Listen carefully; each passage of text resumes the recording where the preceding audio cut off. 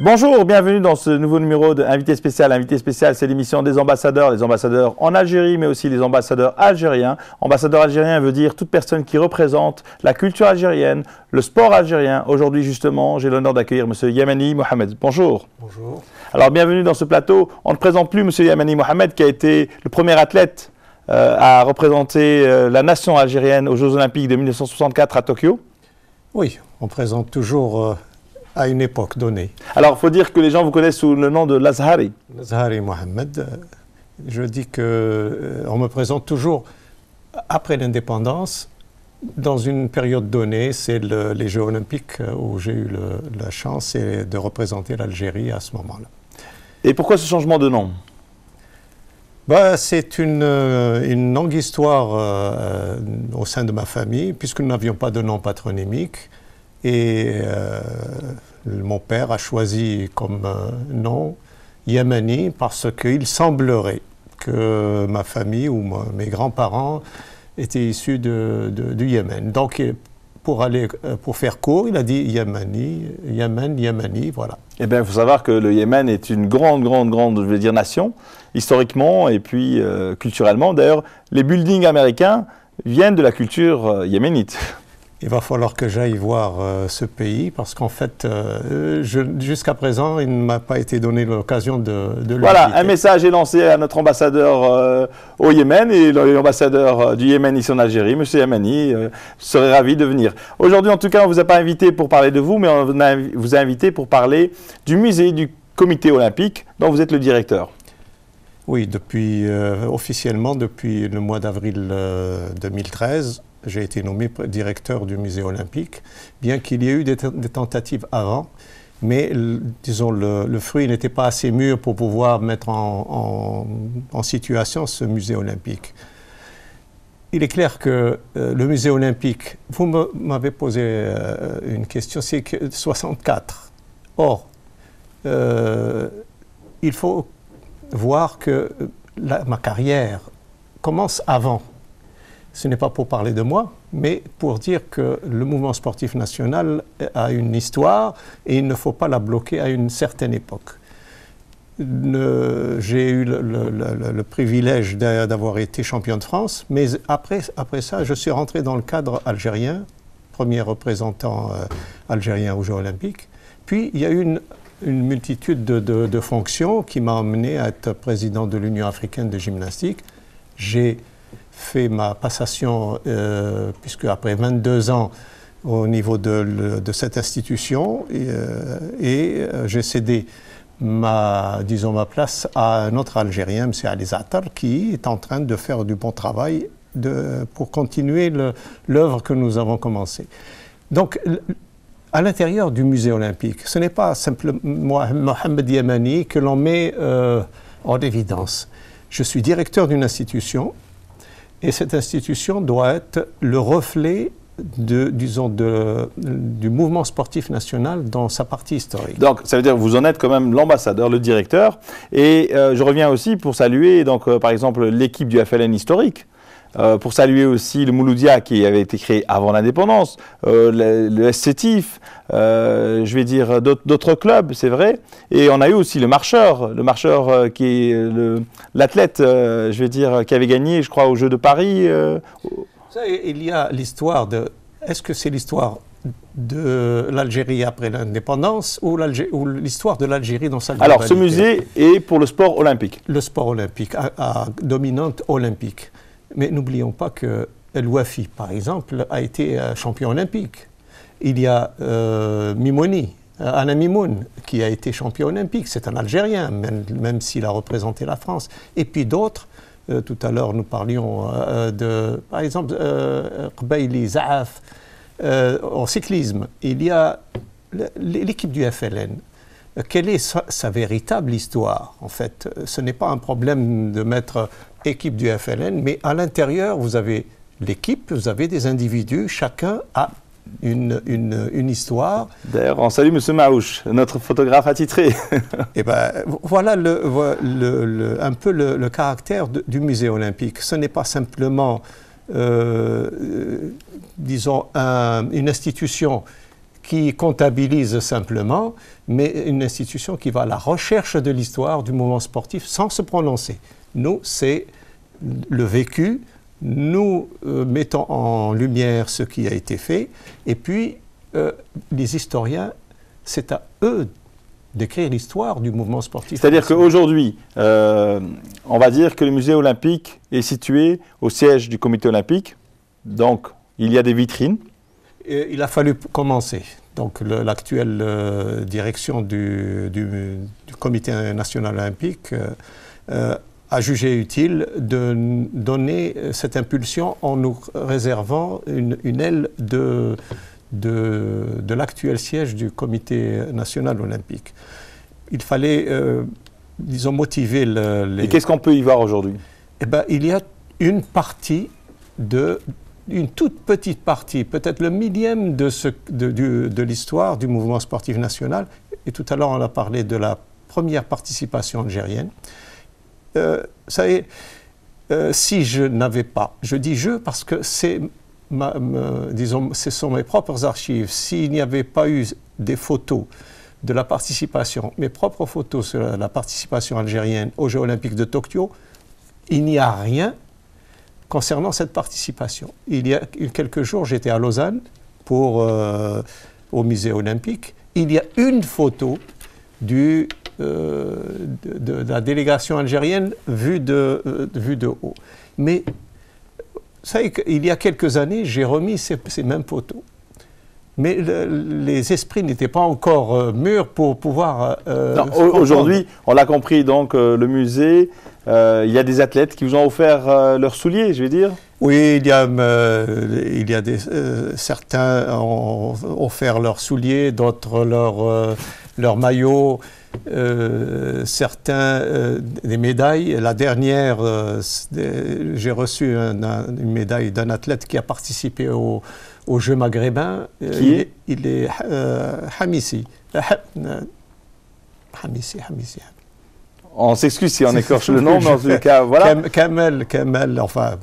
Et il était tout ému de remettre ce présent. Vous avez reçu aussi de Morsli, je crois, les chaussures. Morsli, les chaussures. Vous avez reçu de Benida sa photo dans Paris Match. Et vous voyez, même M. Amin est au courant de la situation parce qu'il a visité cette oui, j'ai eu l'honneur de visiter les deux musées, je veux dire le musée olympique de Lausanne, qui aujourd'hui a réouvert ses portes, voilà, et le musée olympique algérien, qui lui, aujourd'hui, est hébergé au comité olympique, mais qui va avoir son siège. Alors, il y a, ça c'est une ébauche, c'est pour permettre de rassembler, d'ouvrir la porte à ce phénomène musée olympique. Donc il y a en face de la salle Hacha, il y a c'est le siège du futur musée olympique. Il y a 2 étages pour le musée et son exposition. Et il y a l'Académie olympique qui aura son siège là-bas. Et puis, il est prévu un hôtel pour athlètes, un hôtel qui va permettre de rassembler pour une période donnée les athlètes qui seront en préparation pour les championnats aux Jeux olympiques. On rappelle que le comité olympique a fêté ses 50e anniversaire de sa création et que le premier ministre de la jeunesse et des sports à l'époque c'était M. Abdelaziz Bouteflika, qui est aujourd'hui président de la République. Et donc à mon avis c'est dans cette continuité-là aussi, la passation de flambeau, ne pas oublier l'histoire, qu'on part dans cette entreprise. L'histoire veut que le premier ministre des Sports et notre président Abdelaziz Bouteflika, donc, et l'actuel premier ministre Sellal a été ministre des Sports. Donc il y a tous ces phénomènes qui doivent s'intégrer à l'intérieur du musée olympique. Et puis il y a un phénomène aussi actuel, puisqu'on salue le nouveau ministre de la Jeunesse, M. Khomri, qui aujourd'hui est à la tête de ce ministère, et est revenu aussi à la tête de ce ministère, car l'Algérie a estimé que la jeunesse était une partie entière très importante, et que le sport devait être, lui, où on salue M. le ministre qui a été reconduit, donc M. Tahmi, au poste de ministre du Sport, où ce ministère avait besoin aussi d'être indépendant, je vais dire, des problèmes de la jeunesse. Vous savez, tous ces faits historiques, le ministre actuel de la Jeunesse a été ministre de la Jeunesse et des Sports. Oui. Donc, il est clair que, pour revenir au musée olympique, le musée olympique doit être une entité dynamique. Je dis qu'il y a des musées en Algérie, et notamment à Alger. Combien d'Algériens pénètrent à l'intérieur du musée? Vous passez devant jour et nuit, mais sans avoir ce réflexe de pénétrer à l'intérieur. Parce qu'il me semble que nos musées sont figés. Il n'y a pas de porte ouverte pour aller Alors, qu'est-ce qu'on peut faire? Alors, nous allons essayer de remédier à cela, et c'est le musée qui va vers la population. Et nous allons, à l'ISTS, dans le cadre du 14 au 24, faire une porte ouverte sur le musée olympique. Alors, rappelons pour nos téléspectateurs étrangers, qu'est-ce que l'ISTS?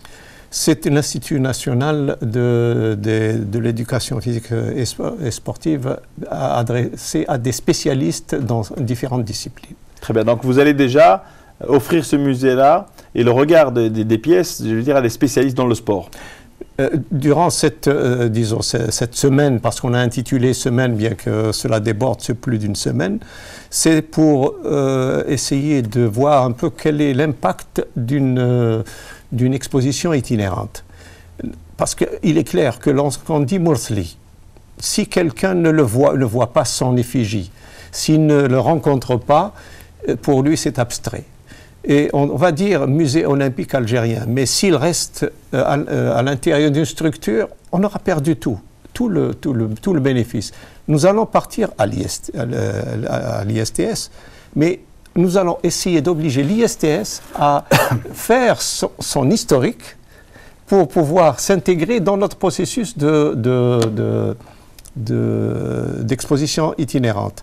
Et cette exposition est appelée à aller vers toutes les wilayas. Chaque wilaya a une partie de l'histoire du mouvement sportif national. Donc on annonce déjà qu'il va y avoir peut-être une tournée nationale qui va être programmée et que chaque wilaya va être appelée justement à héberger ce musée itinérant. Pourquoi pas on ne peut pas reproduire toutes les pièces, donc il va y avoir quoi? Des photos, il va y avoir des films, il va y avoir des pièces Il faut toucher le public. Qu'est-ce qui va toucher le public? Si on lui montre une médaille, bon, il passera à côté. Puis on va lui montrer l'historique sous la forme de panneaux où il y a la participation algérienne depuis 1964 à 2012. Et il y aura une partie de l'historique du mouvement international olympique, les différents Jeux olympiques. Puis il y aura des posters.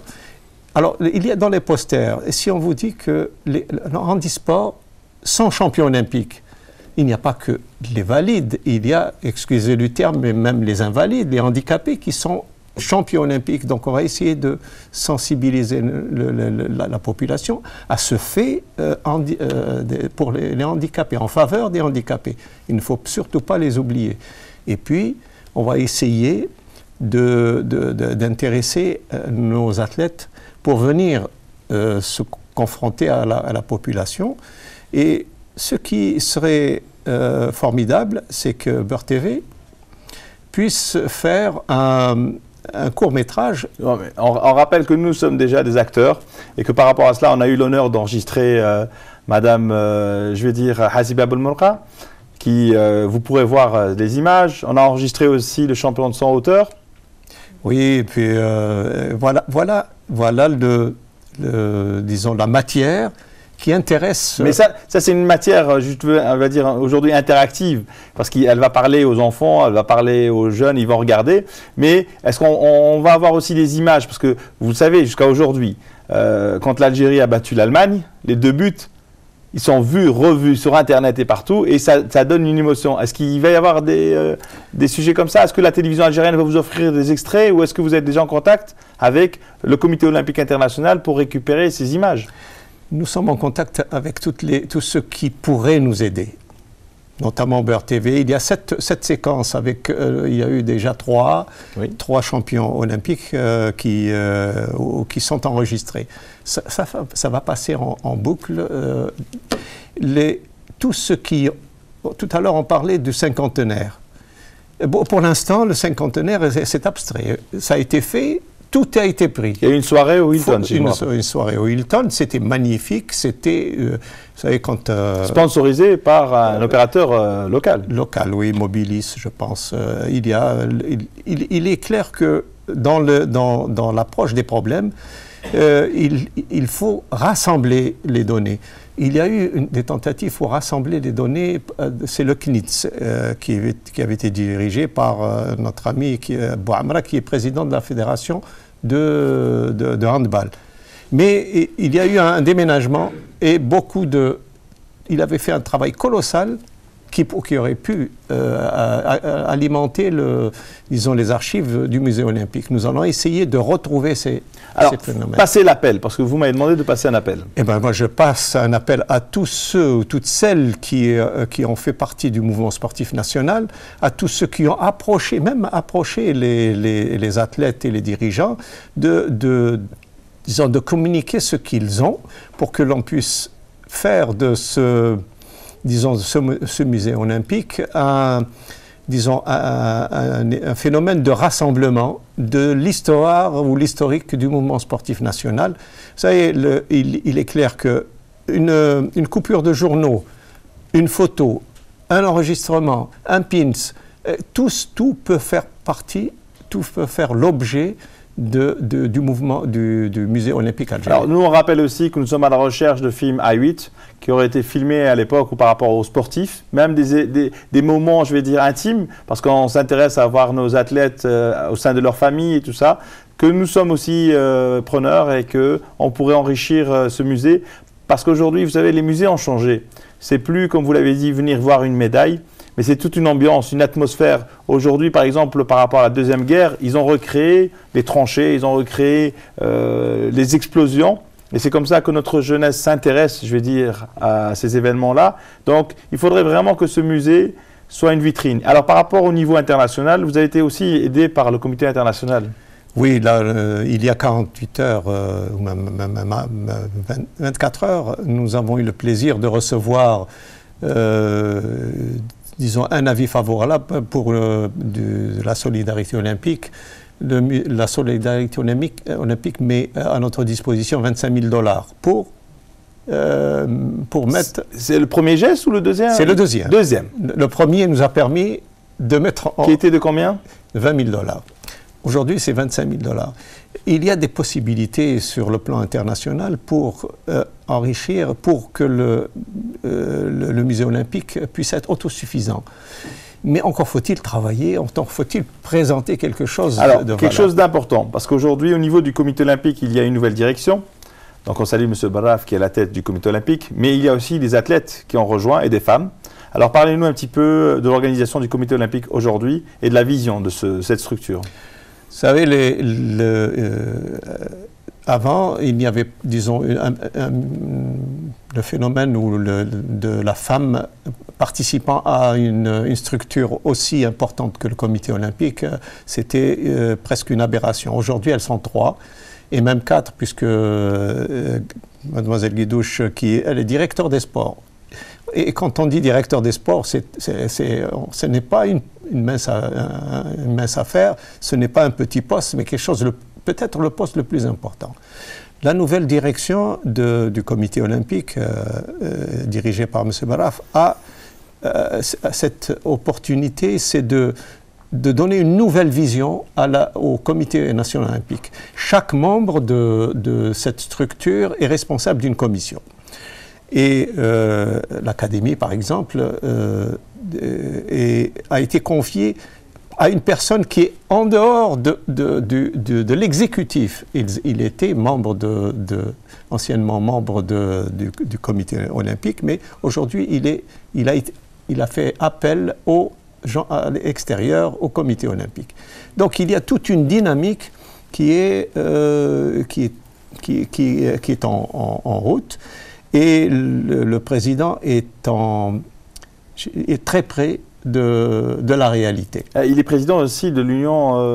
Il est à l'ACNOA, vice-président de l'Union ou l'association des comités olympiques africains. Il a été nominé par le CIO, par l'ex-président Jacques Rogge. Donc il a un CV qui ferait l'envie de pas mal. On salue M. Jacques Rogge qui était belge. Oh.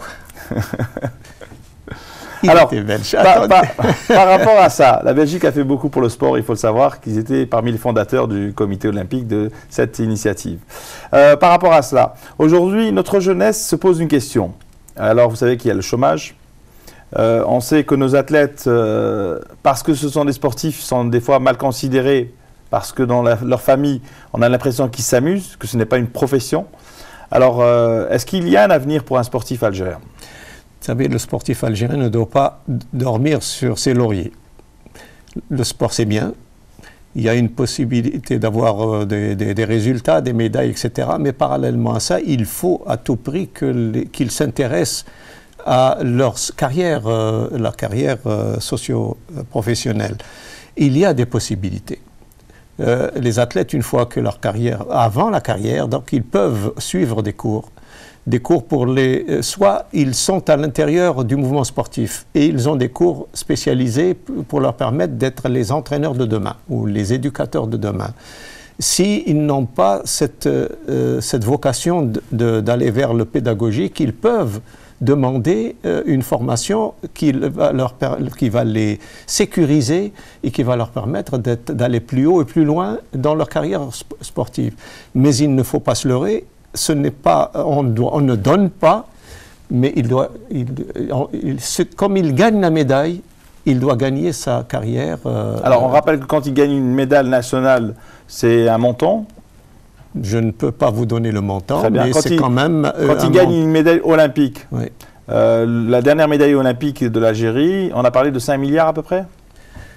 Je ne peux pas vous donner les chiffres. En tout cas, entre les sponsors, donc il y a eu Air Algérie, il y a eu l'opérateur téléphonique, et il y a eu le comité olympique qui a donné aussi, il donne. Le ministère donne, le comité olympique donne, les sponsors donnent, mais en toute chose, on peut tout donner.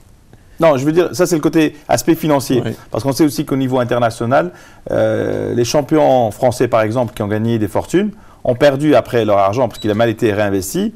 Mais voilà, c'est un capital de démarrage, on va dire. Oui, disons, les athlètes médaillés ne sont pas malheureux de nos jours en Algérie. Hein. Celui qui a une médaille a quand même un pécule assez important. Assez important. Très bien. Donc, ça, c'est par rapport à la profession. Maintenant, le sujet qui fait mal en Algérie, parce que tout à l'heure, vous m'avez parlé des handicapés, mais je vous dirais une phrase qu'un handicapé m'a dit. Quand les gens, je vais dire, s'apitoient sur son sort en disant « Oh, le pauvre, il est handicapé », il me dit « Ils ne se rendent pas compte que ce sont eux les handicapés, parce que lui, il bouge tous les jours, il se bat. C'est un combat pour vivre, pour rester, je vais dire, pour se déplacer dans une ville qui n'est pas adaptée aux handicapés. Et sur une chaise roulante, c'est du sport. Par contre, quand il voit des personnes avec tous leurs moyens et qui restent à la maison, qui je vais dire, s'engraissent et qui ont des maladies, du diabète, problèmes cardiovasculaires et qui ne font pas du sport alors qu'elles ont toutes les capacités de le faire, c'est qu'il y a un problème dans la société algérienne. Il y a la définition du handicap. J'ai eu le plaisir d'entraîner des jeunes aveugles. Celui qui veut toucher du doigt le geste pédagogique, il va entraîner ces jeunes. Et ces jeunes ne veulent pas de pitié. Ils veulent être considérés. Leur handicap, c'est la vue, mais ils ont d'autres sens très développés, et c'est avec cela qu'ils vivent. Mais un handicapé, si vous le mettez dans une situation de sous-homme, alors là, il est révolté, et il vous dira non. On rappelle le champion français de natation qui n'a pas de bras, qui n'a pas de jambes, et qui a traversé la Manche. Il y a quelques jours, j'ai vu un handicapé qui jouait au au ping-pong, enfin au tennis de table, avec la raquette dans la bouche, pas de bras, et c'est phénoménal. En fait, c'est juste un regard. Oui. C'est-à-dire que nous sommes choqués par rapport à la diversité. Et qui nous fait... Non, je reviens par rapport au gros problème algérien.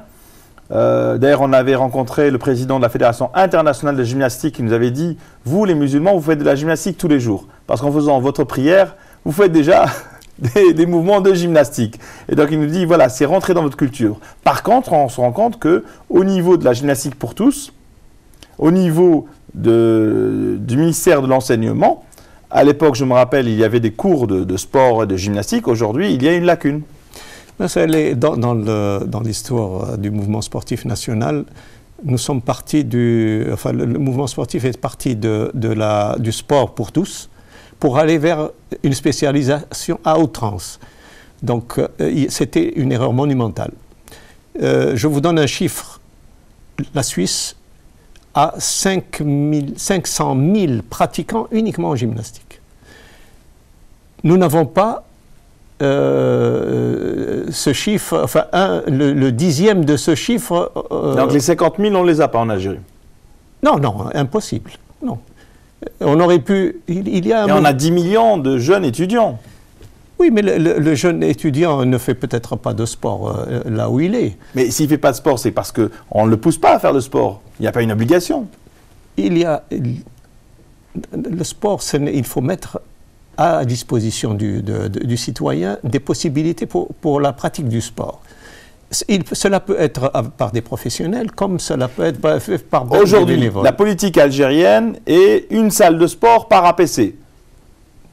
Donc ne me dites pas, moi je me rappelle, c'est vrai que dernièrement, en revenant d'Adrar, on a vu des terrains qui étaient donc en dur. Donc les enfants ne voulaient pas jouer sur le terrain en dur parce qu'ils avaient peur de tomber, donc ils jouaient sur le sable, mais les terrains étaient mis à disposition. Donc il fallait plutôt converser vers du basket ou du tennis, plutôt que de leur laisser jouer du football sur des terrains en dur et qui n'étaient pas aménagés. Mais je veux dire, le gouvernement algérien a investi quand même. Mais le gouvernement algérien a investi de manière phénoménale dans les infrastructures. Ça, il y a dans la wilaya d'Alger, uniquement la wilaya d'Alger, il y a plus d'infrastructures que dans pas mal de pays africains.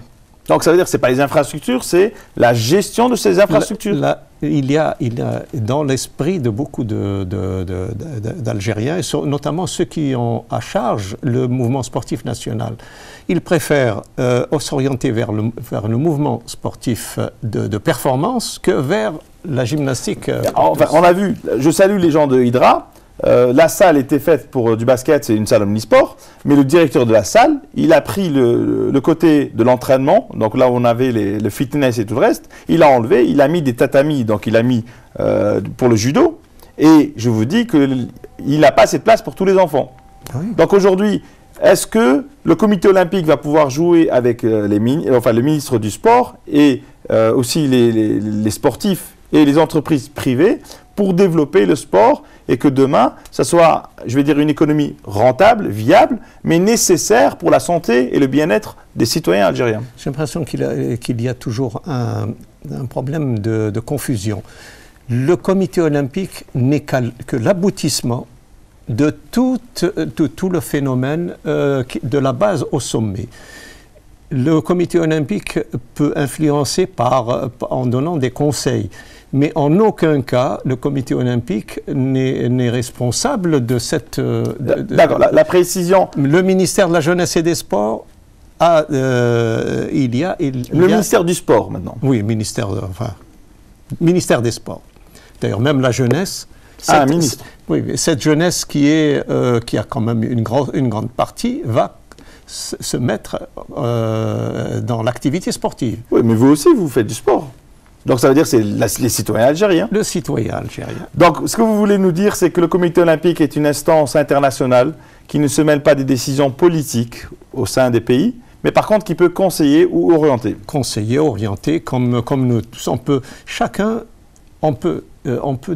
essayer de rendre possible l'activité physique et sportive. Alors voilà, donc on arrive à la fin de cette émission. C'était vraiment un moment très agréable.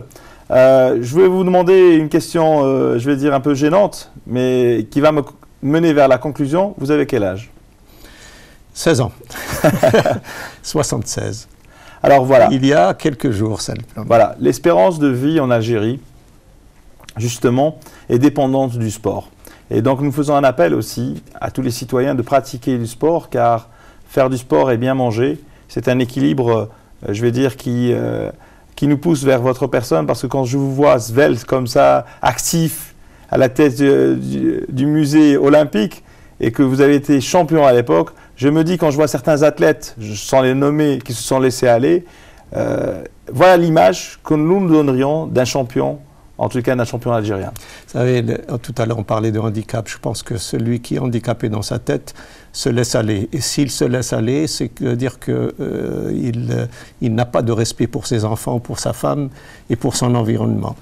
Il est clair que ce n'est pas parce que j'ai eu le plaisir d'être, ou j'étais un athlète de performance, que je dois chaque fois faire référence à cela. C'est une philosophie de vie, et je pense, et je leur ai dit à mes enfants, si vous m'entendez dire j'ai fait, voilà,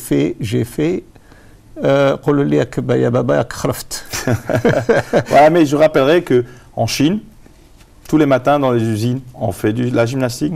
Je rappellerai qu'au Japon, donc ils sont venus du Japon pour vous remettre justement votre photo en couleur, on fait de la gymnastique. Et je vous rappellerai qu'en Belgique, on paye les gens pour qu'ils aillent faire du sport. En Qatar, je me rappelle, j'ai été avec vous, j'ai cet honneur de visiter la fédération de gymnastique du Qatar. On paye les jeunes filles et les garçons pour venir faire du sport jusqu'à l'âge de 10 ans, je crois, pour les filles. C'est une manière, parce que au Qatar, ce sont des gens qui sont qui sont loin du sport. Donc, pour les amener, donc il fallait payer pour que ces jeunes reviennent. Mais aujourd'hui, les choses commencent à évoluer dans l'autre sens. Permettez simplement, puisque mon rôle, c'est de mettre en évidence... Le dernier mot alors ? Il y a le musée olympique. Nous allons, cette année 2014, c'est le 50e de la participation algérienne aux Jeux olympiques. J'espère que nous allons la fêter dignement encore plus, parce qu'il y a eu le 50e du comité olympique. Il y aura le 50e également de la participation algérienne aux Jeux olympiques. Et je demanderai l'aide et le soutien de Beurre TV pour faire de cet événement un événement majeur, avec toutes les bonnes choses que vous avez avancées au début de notre émission. En tout cas, nous, au niveau international, nous serons là, mais sans oublier la télévision nationale algérienne, la radio algérienne, qui ont joué ce grand rôle durant ces années pour promouvoir le sport, pour être à côté justement des athlètes et pour que le plus grand nombre de la population algérienne puisse voir ces exploits. Et que nous saluons en mémoire de nos grands frères, on va dire, qui nous ont menés vers ce métier. Merci beaucoup d'avoir participé à notre émission. Donc ceci était une émission spéciale par rapport au musée olympique. Nous espérons que ce musée soit vivant. Et à votre personne, j'espère longue vie à tous les athlètes, toutes les personnes qui pratiquent du sport tous les jours. Car manger et faire du sport, c'est le plus grand secret pour la longévité.